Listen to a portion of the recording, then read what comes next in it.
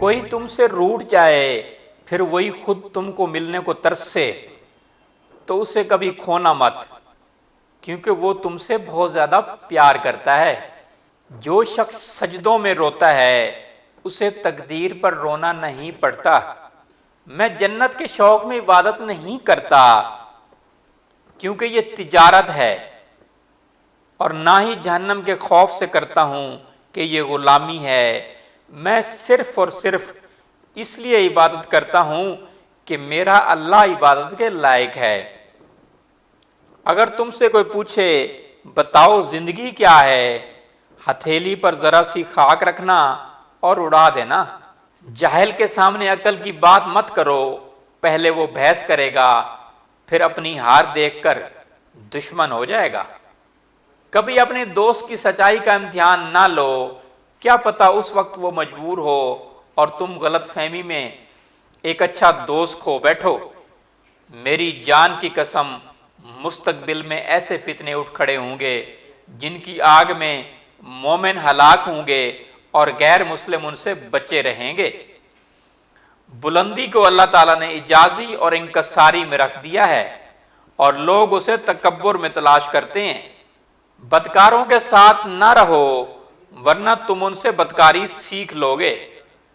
زندگی میں کبھی برا وقت نہ آتا تو اپنوں میں چھپے غیر اور غیروں میں چھپے اپنے ظاہر نہ ہوتے۔ اللہ کے نزدیک جس انسان کی عزت جتنی زیادہ ہوتی چلی جاتی ہے اس کا امتحان اسی قدر سخت ہوتا چلا جاتا ہے۔ مصیبت میں گھبرانا سب سے بڑی مصیبت ہے۔ بات کہنے والے کو نہ دیکھو بلکہ بات کو دیکھو۔ جو ذرا سی بات پر دوست نہ رہے وہ دوست تھا ہی نہیں۔ جس کو ایسے دوست کی تلاش ہو جس میں کوئی خامی نہ ہو اسے کبھی دوست نہیں ملتا۔ جس نے کسی کو اکیلے میں نصیحت کی اس نے اسے سنوار دیا، اور جس نے کسی کو سب کے سامنے نصیحت کی اس نے اسے بگاڑ دیا۔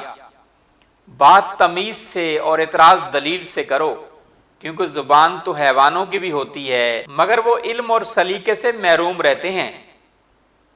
دوست کو دولت کی نگاہ سے مت دیکھو، وفا کرنے والے دوست تو اکثر غریب ہوتے ہیں۔ خدا سے مانگنا شجاعت ہے، اگر دے تو رحمت اور نہ دے تو حکمت۔ مخلوق سے مانگنا ذلت ہے، اگر دے تو احسان، اگر نہ دے تو شرمندگی۔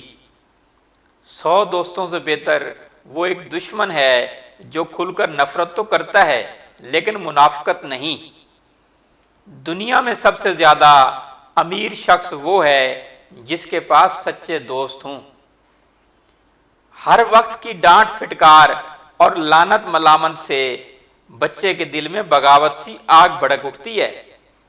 اپنی زبان کی تیزی اس ماں پر مت چلاؤ جس نے تمہیں بولنا سکھایا۔